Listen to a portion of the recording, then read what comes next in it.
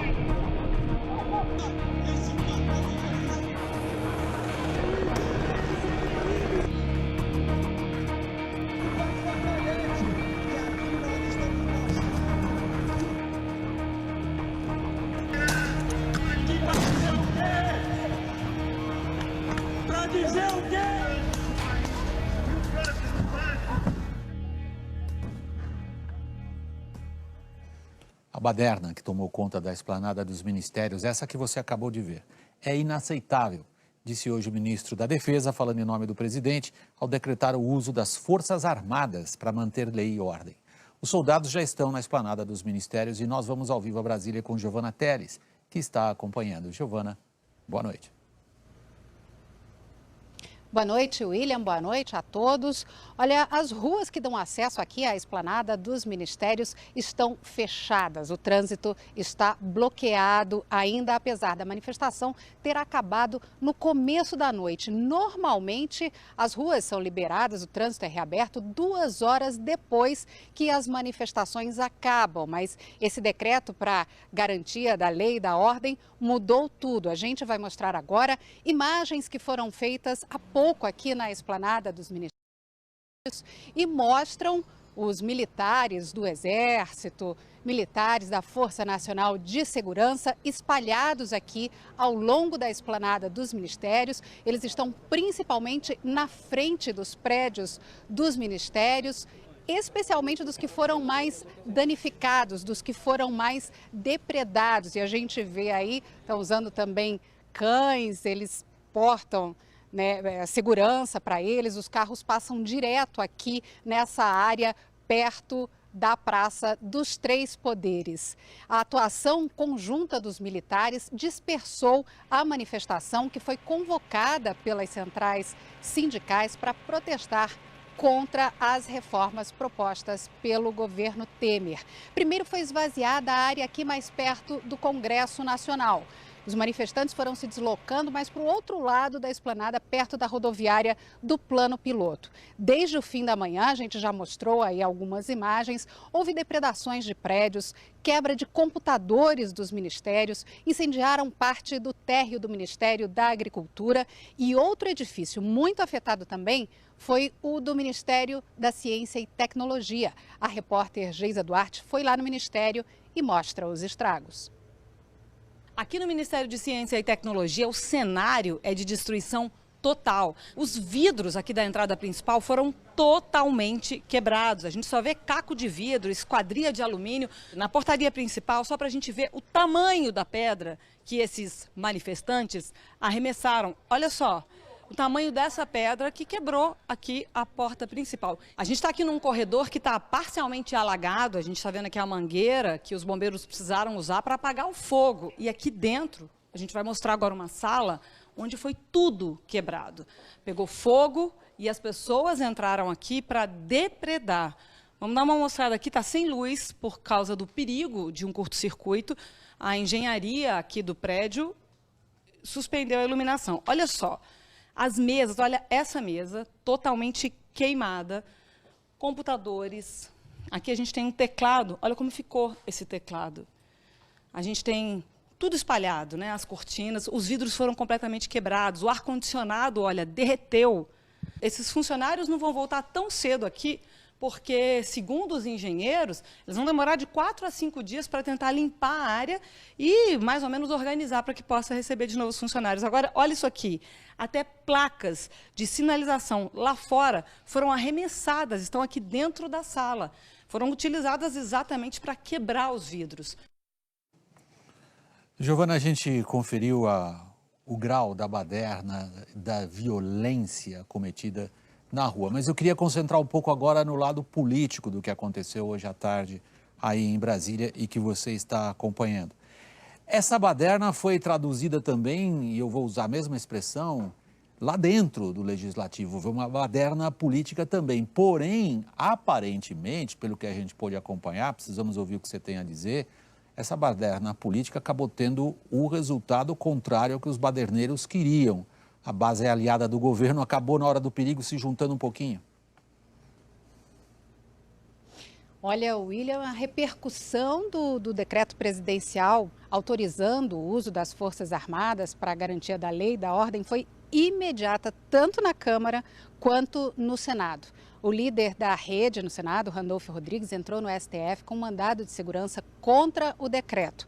Ele alega que não ficou demonstrada a incapacidade da Polícia Militar de controlar a situação e que esse decreto abre espaço para uma escalada autoritária.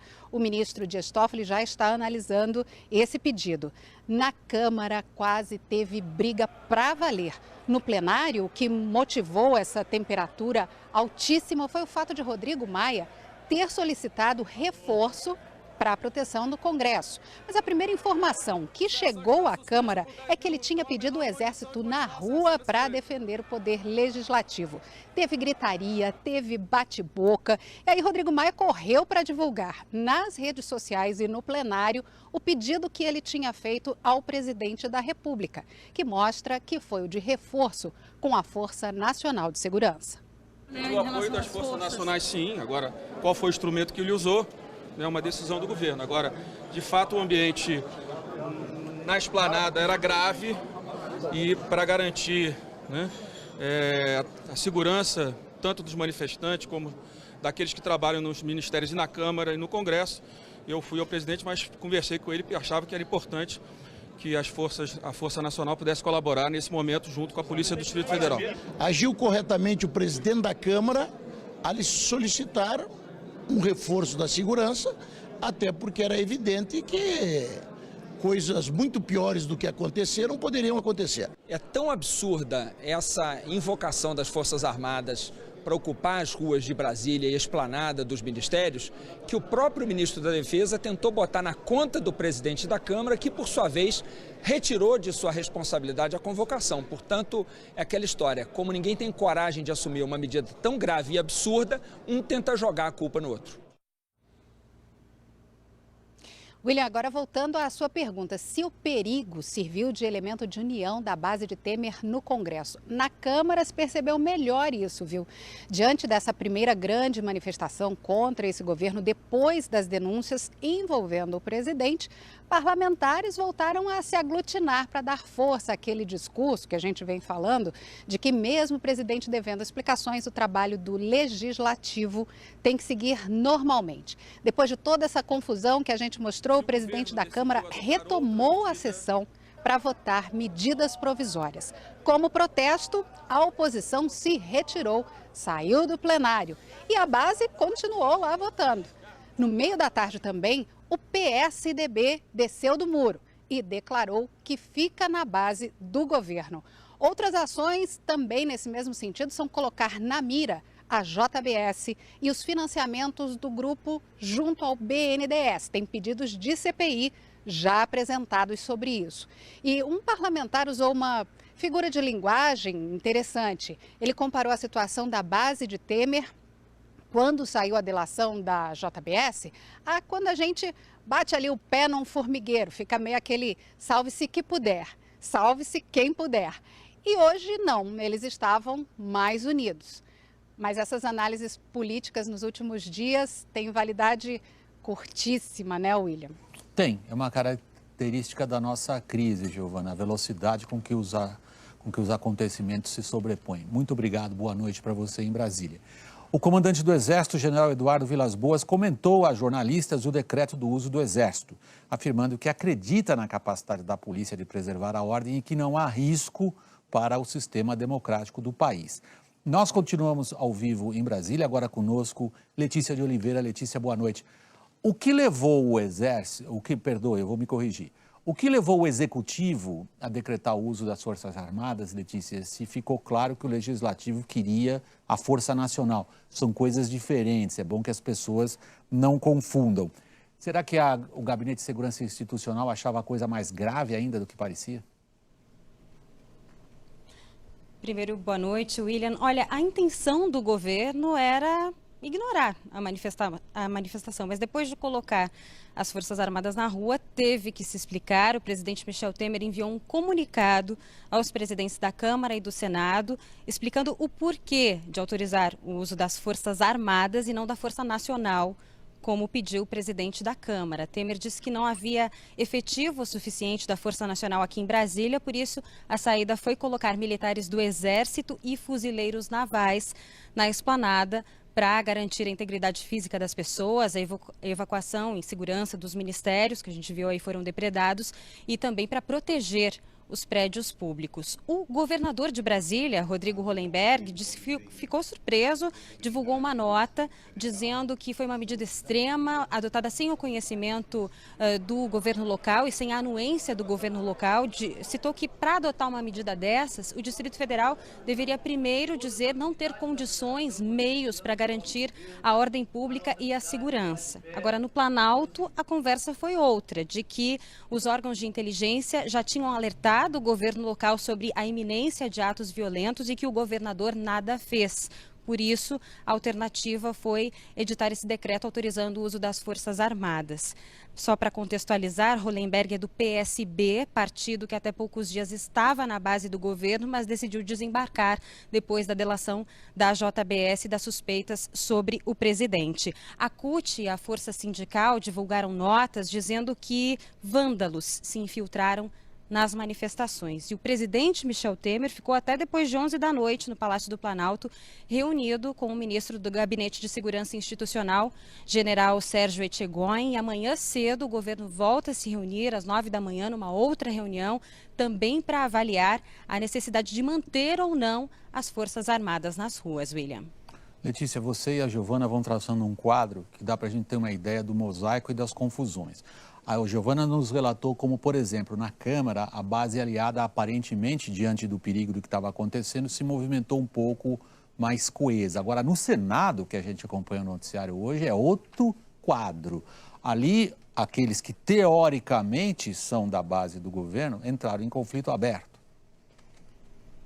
E dois grandes nomes do PMDB, o partido do presidente Michel Temer, deixaram claro, entraram num embate ali, a olhos vistos, no plenário do Senado, deixaram claro que o maior partido de sustentação do governo, o PMDB, não está inteiro com o governo. Essa briga foi entre Renan Calheiros, líder do PMDB no Senado, e que ficou de fora hoje de uma reunião de Temer com a bancada do PMDB no Senado, porque simplesmente não foi convidado, e Romero Jucá, que é presidente do PMDB e líder do governo no Senado.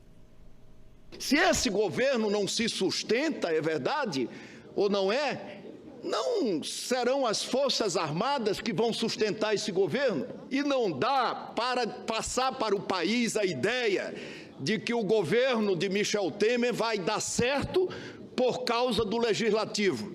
Seria muita pretensão dizer isso. O que vai dar errado porque o Legislativo não quer colaborar. O governo Michel Temer vai dar certo ou vai dar errado pelos seus atos. Desmoralizado estaria o presidente se permitisse que incendiassem ministérios e ficassem por isso mesmo. O governo não está vago, não adianta fazer lista de candidato a presidente, não adianta, porque vai haver resistência legal e constitucional. Vai haver. Nós vamos aqui exercer o nosso papel de maioria. E só precisa haver confronto, vai haver confronto. Que seja o confronto das ideias. É o melhor confronto para uma casa democrática. Mas nós não vamos correr com medo. para completar o dia do governo, mais um episódio inesperado. Um advogado de Michel Temer recebeu uma ligação de uma escrivã da Polícia Federal pedindo para marcar a data do depoimento do presidente. A defesa estranhou, enviou imediatamente um ofício ao ministro Edson Fachin, relator da Lava Jato, e o ministro respondeu dizendo que a única coisa que ele autorizou até agora foi que a PF fizesse a perícia no áudio da gravação aí de Joesley Batista com o presidente Michel Temer, mais nada.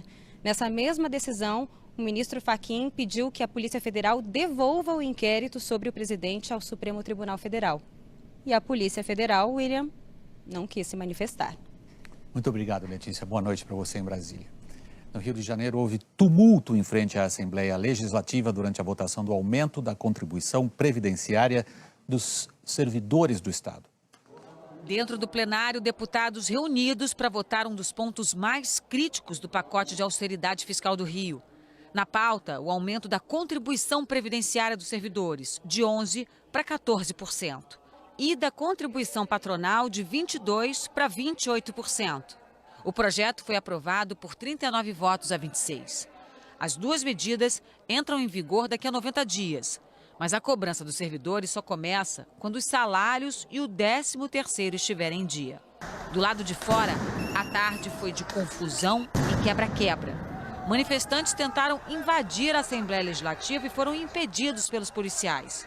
PMs do batalhão de choque, que faziam um cordão de isolamento na entrada, dispararam bombas de efeito moral. Numa rua lateral, policiais também se posicionavam e jogavam bombas para impedir invasões. Vários manifestantes esconderam o rosto com camisas e tinham máscaras para se proteger do gás lacrimogêneo. Teve correria e fumaça por toda parte. Manifestantes se reuniram numa área militar onde havia carros estacionados e quebraram o vidro de um veículo oficial. Essas imagens feitas por uma equipe do jornal O Globo mostram um grupo tentando virar mais um carro oficial. Segundo a Assembleia, ao todo foram 5 veículos danificados. A Polícia Militar informou que das 6 pessoas levadas para as delegacias durante o protesto, apenas 2 continuam detidas por causa de ataques contra PMs. O trânsito ficou interditado quase a tarde inteira aqui no centro da cidade. E a circulação do VLT, o veículo leve sob trilhos, foi suspensa. Você vai ver ainda hoje no Jornal da Globo. O governo reforça as negociações do Tesouro Direto. Foi um gasto extra de 2 bilhões 110 milhões de reais para tranquilizar os investidores. Presos o pai e o irmão do homem-bomba da Inglaterra. No placar da rodada, o Bahia é o campeão da Copa do Nordeste. E o Palmeiras vence e confirma a classificação na Libertadores. E já no próximo bloco, a Prefeitura de São Paulo está proibida de retirar pessoas à força da Cracolândia e as investigações sobre o conflito agrário que deixou 10 mortos nesta quarta-feira no Pará.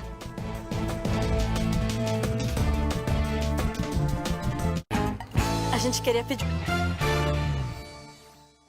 A Prefeitura de São Paulo está proibida de retirar pessoas da Cracolândia à força.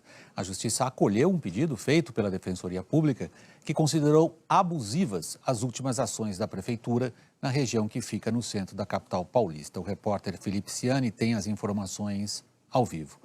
Boa noite, Ciani. Boa noite, William. A Prefeitura ela entrou hoje na Justiça com um pedido para poder fazer as internações compulsórias, quer dizer, fazer internações mesmo contra a vontade dos usuários de crack. Só que, ao mesmo tempo, a Defensoria Pública também entrou com uma ação para tentar impedir isso. E o Ministério Público já se posicionou também contrariamente a essa postura da Prefeitura de São Paulo. Vamos agora ouvir o entendimento dos dois lados dessa história, tanto da Prefeitura quanto da Promotoria. Vamos ver as entrevistas. Aquelas 200, 300 ou 400 pessoas que estão transitando pelo centro de São Paulo, hoje elas não podem ser interpeladas. Então, o que a Prefeitura entendeu foi buscar uma autorização judicial para que elas sejam interpeladas, e se for o caso, com o uso do apoio da segurança, para que os médicos tenham melhor condições de entrevistá-las. Um pedido que propõe uma busca e apreensão generalizada de pessoas em situação de drogadição, né, que me parece indicar que eles podem achar que aqui na região da Praça da Sé ou na Zona Leste tem alguém que aparenta ser dependente químico, porque talvez esteja mal vestido, porque talvez tenha uma aparência descuidada, porque aparenta estar doente. Eles podem fazer a busca e a apreensão dessa pessoa e levar para avaliar qual é o atendimento que ele merece, que lhe pode ser dado. Bom, William, no fim da tarde, a Justiça aceitou o pedido da Defensoria Pública e concedeu uma liminar que impede não só as tais internações compulsórias, mas também remoções à força de pessoas que vivem ali na região da Cracolândia por meio de demolições e também intervenções. É que nessa terça-feira, durante uma dessas demolições, pelo menos 3 pessoas que estavam dentro de um imóvel ficaram feridas. Segundo a liminar da Justiça, a Prefeitura só vai poder retirar as pessoas dos imóveis e da região se tiver garantia de atendimento habitacional e de saúde para essas pessoas.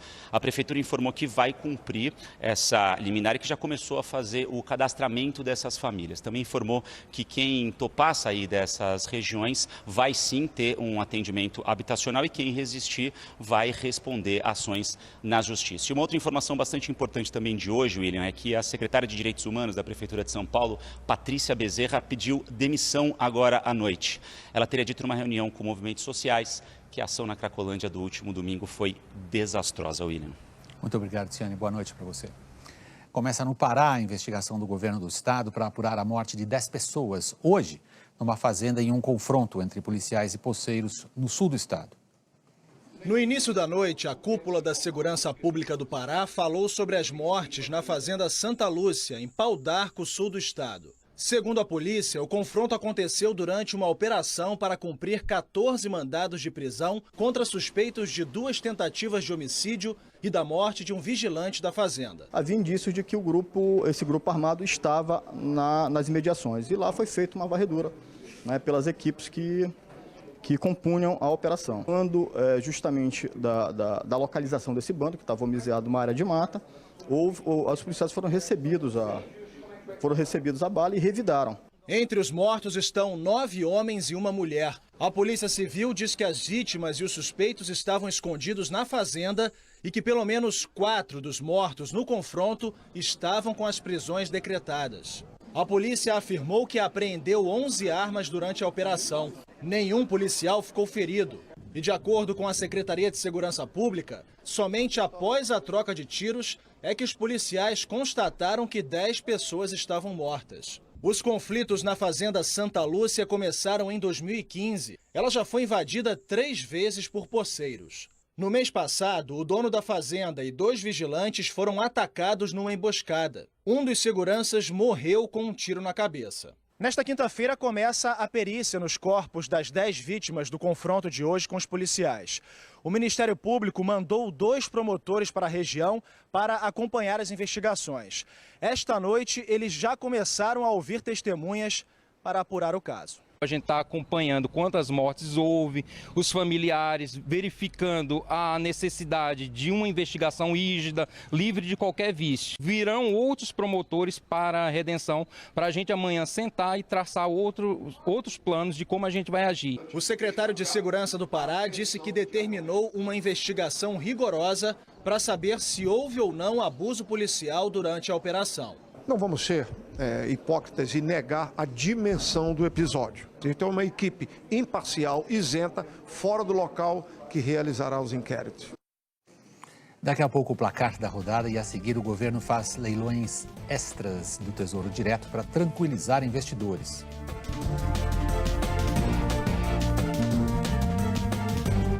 Piloto automático guiado por GPS, chave controle remoto, auto-parking, painel de realidade aumentada, detector de cansaço, sensor de proximidade, controle por GPS. Peraí, você está querendo dizer que esse carro tem mais funções que o meu celular? Tem, e a bateria dura bem mais. É Moura. Energia que move as tecnologias mais avançadas, de hoje e de amanhã. Moura é Moura. Meu sonho é ser vozeirão falando meu nome. Oi, Tatá. Ai, para! Criatividade e propaganda são palavras femininas. Por que então tão poucas mulheres lideram a criação das agências? Ideias diferentes não nascem de cabeças iguais.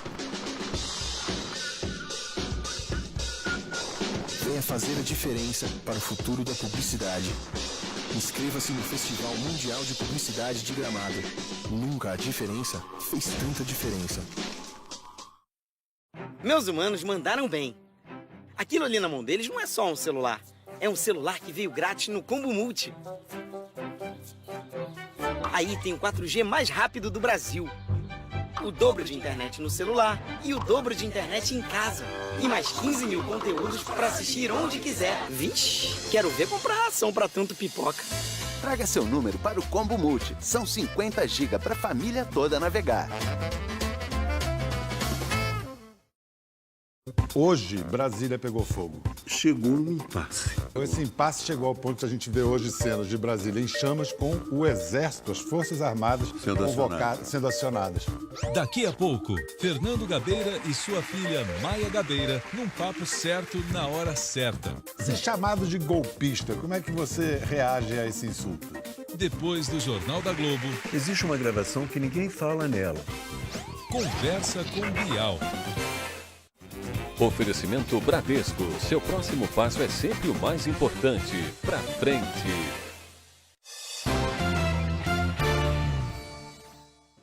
Em meio à volatilidade dos mercados, o governo está fazendo leilões extras para acalmar os investidores do Tesouro Direto. Eles são considerados seguros. Isso porque é o Tesouro Nacional, ou seja, o Caixa do Governo Federal, quem emite os títulos públicos e se compromete a recebê-los de volta lá na frente, pagando juros. Por isso, é um negócio para quem não está afim de levar sustos. A turbulência política preocupou o mercado financeiro e também os investidores do Tesouro Direto. Mais de 1.300.000 brasileiros têm alguns desses papéis. O Tesouro Nacional, então, entrou em cena e fez leilões extras, para dar uma opção para quem quisesse se desfazer dos títulos públicos. No balanço das operações foi um gasto extra de 2.110 bilhões de reais para tranquilizar os investidores. As oscilações do mercado financeiro não mudam a remuneração dos títulos que já estão contratados, mas os investidores ficam com receio de como vão estar os juros no futuro e qual o melhor retorno que podem conseguir. Aí o mercado fica agitado, cheio de gente querendo renegociar os seus papéis. Tanto que os leilões chegaram a ser suspensos várias vezes nos últimos dias. Numa situação de enorme incerteza, cabe ao Tesouro e ao Banco Central acalmar o mercado. Ele pega a pessoa do mercado que está nervosa, em pânico, e oferece, te dou tantos reais, você me devolve o título, você fica com os reais. Você fica livre, você faz o que você quiser com os reais. E isso acalma quem tinha um título de dívida e passa a ter reais. O Tesouro emite esses títulos públicos como uma forma de tomar dinheiro emprestado. O valor total que o governo fica devendo com a venda dos títulos públicos aqui no Brasil e no exterior é o que forma a dívida pública federal. E no mês passado ela bateu em 3.244 bilhões de reais. Cresceu 0,32% em relação a março. Essa variação já era prevista e, por enquanto, está até abaixo da projeção para a dívida pública neste ano. Segundo este especialista, o importante é que o governo esteja pronto para agir em momentos de pânico. Isso é absolutamente normal para estabilizar mercados num momento de incerteza política. Quer dizer, não é um problema do mercado, é que mercado e política estão misturados, né? Ainda bem que tem o Tesouro e o Banco Central para dar essa esfriada. Vamos ao noticiário internacional. Agindo dentro e fora da Inglaterra, a polícia prendeu até agora 7 pessoas por suspeita de ligação com o atentado que matou 22 e feriu mais de 60 em Manchester, na Inglaterra. Normal. Entre os presos estão o pai e o irmão mais novo do homem-bomba, Salman Abedi. Os dois foram capturados em Trípoli, a capital da Líbia. Os investigadores se concentram nas possíveis ligações internacionais do terrorista. A ministra britânica do Interior afirmou nesta quarta-feira que o jovem já era conhecido das autoridades e que provavelmente não agiu sozinho. E o ministro francês disse que Abedi esteve na Síria, onde eventualmente teve contato com o Estado Islâmico. As autoridades afirmam que é complexa a bomba usada no atentado. O petardo estava envolvido por porcas e parafusos para maximizar os ferimentos nas vítimas. Não perca no próximo bloco. No placar da rodada, o Palmeiras se classifica em primeiro do grupo na Libertadores.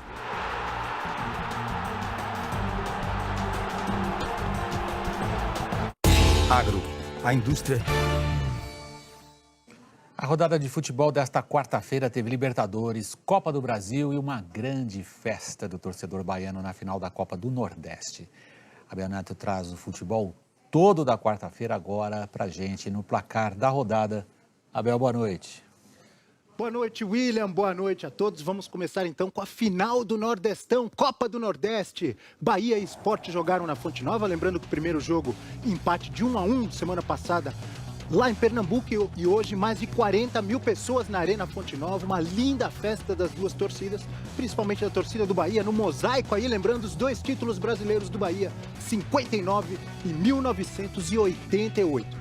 Em campo, olha que belo gol do Edgar Júnior, hein? Recebeu, girou ali para cima do zagueiro Durval, fez o único gol do jogo ali, ó, por cima do goleiro Magrão, lindo gol, festa do Bahia, parabéns ao Bahia, bora Bahia, campeão da Copa do Nordeste de 2017.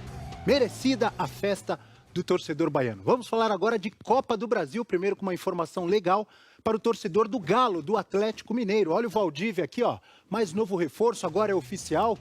O Atlético Mineiro postou hoje à noite em suas redes sociais, ele vem por empréstimo de 1 ano, o Valdívia, que deixou o Internacional e agora vai defender o Galo. Em campo, pela Copa do Brasil, o Galo, primeiro jogo das oitavas de final contra o Paraná Clube, o Elias fez 1-0, Guilherme Biteco empatou para o Paraná, e aí o Robinho fez um lindo gol com estilo, driblou para dentro e bateu forte, 2-1 para o Galo. Mas o Felipe Alves, um peixinho, um mergulho, fez 2-2 e o Guilherme Biteco já tinha feito aquele gol de falta, fez mais um. Vitória por 3-2 do Paraná Clube, tem vantagem, joga pelo empate semana que vem no Estádio Independência em Belo Horizonte. Outro jogo da Copa do Brasil, jogo de volta esse, das oitavas de final, Atlético Goianiense e Flamengo no Serra Dourada. E depois de tudo isso, olha quanta cabeçada ali na área, o Paulo Guerreiro, a bola chegou até ele. Olha só, a última cabeçada foi do Rodinei, Guerreiro ajeitou e bateu forte, 1-0 para o Flamengo. O empate do Atlético Goianiense começou ali num arremesso lateral e o Jorginho, de cabeça, deixou tudo igual, 1-1. Esse empate já classificava o Flamengo, empate de 1-1 pelo gol fora, né? O primeiro jogo foi 0-0. E o Matheus Sávio completou ali a vitória, concretizou a classificação do Flamengo. Ficou até emocionado, tinha sido muito criticado na eliminação do Flamengo na Libertadores e hoje se emocionou. Tá aí o Flamengo classificado para a próxima fase da Copa do Brasil. Duas equipes já classificadas para a próxima fase, o Flamengo, que a gente acabou de ver, e também o Santos. Os outros 6 classificados, a decisão dos outros 6 classificados será na semana que vem. Vamos falar agora de Libertadores da América, hein? Jogo importante para o Palmeiras hoje na Arena do Palmeiras, com a presença do Gabriel Jesus. Olha lá, ídolo da seleção brasileira, do Palmeiras, campeão brasileiro, e também do Manchester City. Tá de férias, foi ver o Verdão e gostou do que viu. Porque o Mina colocou o Palmeiras na frente. Uma jogada ensaiada, sempre muito bem preparada e treinada pelo técnico Cuca. A gente viu ali a triangulação. E aí a bola chegando para o Mina. Estava em posição legal na hora do passe. Atrás da linha da bola, o zagueiro colombiano, fazendo gols importantes nessa Libertadores, colocou o Palmeiras na frente contra o Atlético Tucumã da Argentina. Os argentinos empataram nesse cruzamento, o Fernando Praz não foi muito feliz na saída do gol, saiu mal, e o Rodrigues empatou o jogo, 1-1. Esse empate já classificava o Palmeiras, mas o time foi atrás da vitória, jogava em casa, a Arena do Palmeiras, como sempre, lotada, torcida do Verdão prestigiando a equipe, e o William Bigode, começou no banco, entrou, também tem feito gols importantes para o Palmeiras nessa Libertadores da América. Olha, cruzamento do Jean, o William disputou ali, os argentinos reclamaram, pediram falta, a bola voltou para o William, que driblou o zagueiro e fez 2-1, colocou o Palmeiras na frente mais uma vez. Já no finalzinho do jogo, jogada pela direita, cruzamento do Tchê, e o vovô Zé Roberto, 42 anos de idade, sempre com muita categoria e vigor físico, 42 anos, mas muito bem o Zé Roberto, fazendo o gol da vitória. 3-1, Palmeiras classificado. Vamos ver aqui a tela com as equipes já classificadas. Sorteio no dia 15 de junho, serão 2 potes. Aqui os primeiros colocados já classificados, 3 brasileiros, o Galo, Palmeiras e o Santos, 3 argentinos, River Plate, São Lourenço e Lanús. Ali os segundos colocados, o Atlético Paranaense, Godoy Cruz, Jorge Wilstermann, Nacional do Uruguai e Strongest. 5 equipes já classificadas como na segunda colocação em seus grupos. Botafogo e Barcelona do Equador já classificados, a decisão já será amanhã para saber quem é primeiro no dia 15 de segundo. E o Grêmio também tem grandes chances de se classificar, joga amanhã contra o Zamora. Pior time do grupo, pior time da Libertadores, o Grêmio se classifica com um empate, jogando em casa, tem grandes chances de classificação. Eu volto com você, boa noite, Vac. Meu boa noite a você também, Abel, muito obrigado. O Jornal da Globo fica por aqui. Você pode rever nossas reportagens no Globoplay. Outras notícias no Hora 1. Assista agora ao programa Conversa com Bial, hoje com Fernando Gabeira e Maia Gabeira. Uma boa noite para você e até amanhã.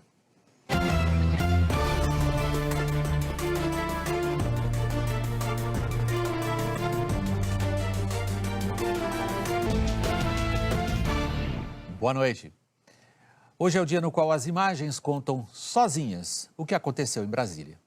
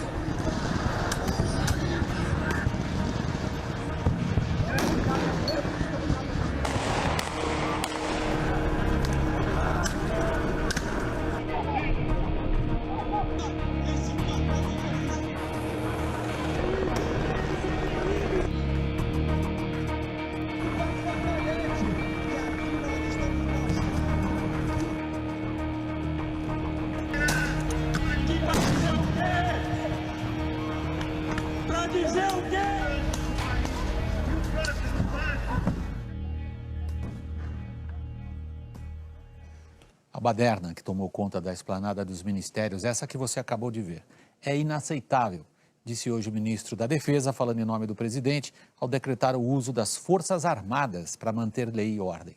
Os soldados já estão na esplanada dos ministérios e nós vamos ao vivo a Brasília com Giovana Teles, que está acompanhando. Giovana, boa noite. Boa noite, William. Boa noite a todos.